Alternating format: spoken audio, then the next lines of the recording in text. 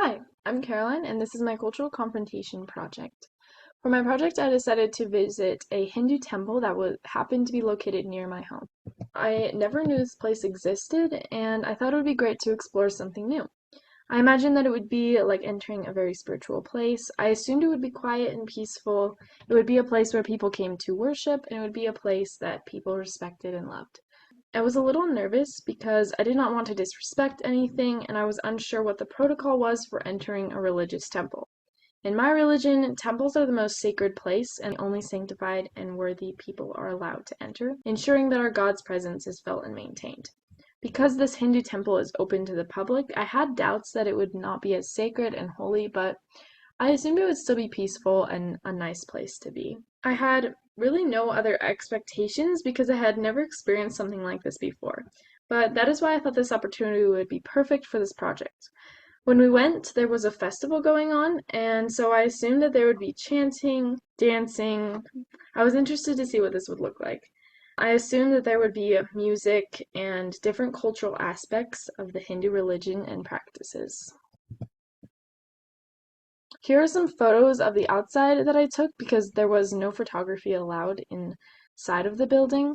In the bottom right corner, these are the sidewalks. They were decorated with like just paint and they were painted, and I thought that was super cool.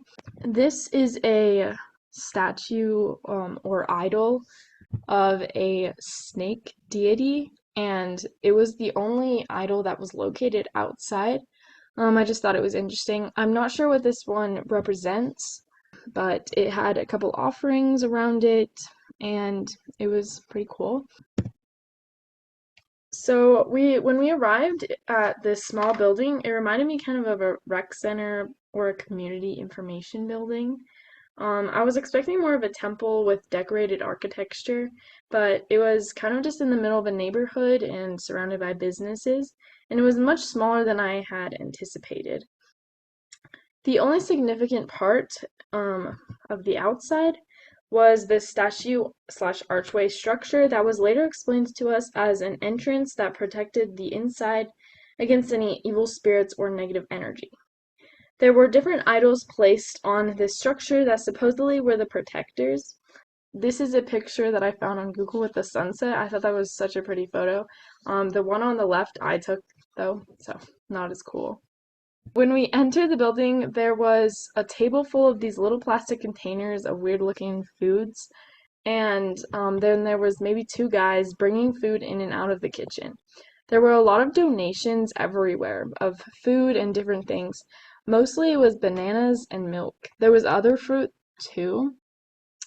We could hear chanting coming from down the hall, and we saw this one lady leaving, and she was dressed in a very pretty traditional Indian dresses. It was very colorful, not super fancy, but it was not casual.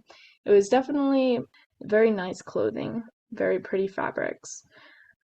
Down the hall there was two more ladies as well. They were dressed up and they were heading towards an area right outside of the main hall where the chanting was coming from. So at some point we went over to that area and then we removed our shoes because that's what everyone else was doing. But we really had no idea why we were doing this or really what we were supposed to do. So we just removed our shoes and hesitantly moved into the big room. I assume that this is just a custom. There was things that said help us keep our place clean, It's just a respectful thing, I assume, but I never actually really understood why they do that. Inside of the main room, there was chanting, and it was extremely loud, and it never stopped. I was convinced that they were blasting a repeated chant from the recording across the speakers, but I later learned that the people were just speaking the chants into a microphone um, located in front of a idol. As we stood and wondered what could possibly be going on, barely able to process our own thoughts because the chanting was so incredibly loud, a man dressed in more of a casual attire walked over to us. This man proceeded to explain the room full of idols and statues to us and all the beliefs of Hinduism.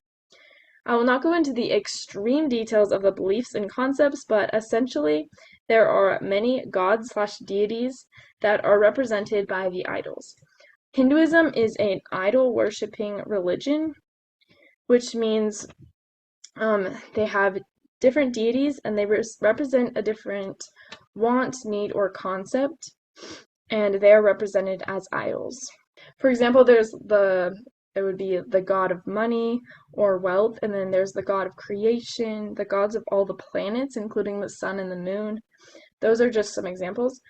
He explained to us that there were three main deities, which are creation, destruction, and preservation, which entails after and before life and the purpose of living and the preservation of life. Here are two idols that are in the building. I found these pictures on their website actually. The one on the right is the goddess called Shiva. She's the goddess of destruction.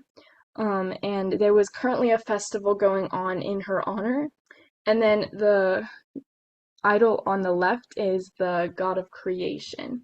He was kind of the main guy. As you can see in this picture, there's kind of a center structure, and that's the one he's located in. It's like kind of a big deal. I think it's like kind of the main deity. I don't remember a lot of the other gods he mentioned because there were so many, but it was cool to walk around and observe all of the intricate idols. All of the idols on the left are the planets. So I believe there's 9 of them, and they represent all of the planets, but then it also includes the moon and the sun. So there could be more than 9. There was also offerings placed in front of most of the statues, things like money, bananas, other fruits, and burning oil lamps. After wandering around the room observing the idols, we came closer to the chanters. There were about 5 men sitting cross-legged on the floor in front of Shiva, the goddess of destruction. Shiva is meant to help to getting through destruction and restoring life after destruction, and that is why they are holding a festival at this time, because they hope to ask Shiva to help with the destruction that's in the world right now. This was my understanding of Shiva and the chanting and offering they were doing towards the idol. I'm sure there is much more to the concept, but that's all the information I could gather, especially because there were tremendously loud chanting filling the room and my ears. The chanting is done in Sanskrit, which is a language that Veda, the Hindu scripture, is written in. It is not a widely spoken language, but it is more exclusively used for worship purposes. Chanting is one of the ways of worship, and it is done alongside prayers and singing to wish for good things to come. There were other ways of worship that were explained to us. For instance, fire, which I believe meant oil lamps, or ceremonies with like bonfire type of things. There was food offering, and then puja, which is like a service, and it's most similar to the practice of other churches, but I've never experienced it because it wasn't going on while we were there. Finally, we took in everything we could and we decided to head out. As we left, the man that greeted us at the beginning came back over to us and he gave us 2 little plastic containers of an orange substance and a smushed rice substance. He gave us no indication of what to do with them, and he explained that they were an offering or something. But then he told us to try it, and then he left. So we decided to eat it, and it tasted interesting. The orange substance was sweet and spicy, meaning it had a lot of spices. It was very flavorful. It wasn't spicy as in hot. The rice stuff tasted also of a lot of spices, but it mostly just tasted like rice, so it wasn't too terrible, but I thought they tasted pretty good. We were actually still hungry, believe it or not, after that, so we decided to go to the India Palace to conclude our eventful afternoon. We got curry, samosas, and also this bread called naan, and super traditional Indian food, and I thought it was really good. The curry was interesting, not my favorite, but the bread and the samosas were amazing.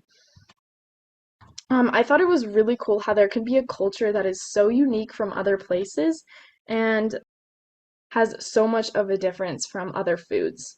I think there's like no other food that's as similar to Indian food, because it's got so much flavor and so many spices, and it's just such a different concept. So, what did I learn from this experience? The experience was definitely eye-opening. It made me realize how awesome it would be to travel to many parts of the world and immerse myself in their cultures. It made me think about how insignificant each small part of the world is.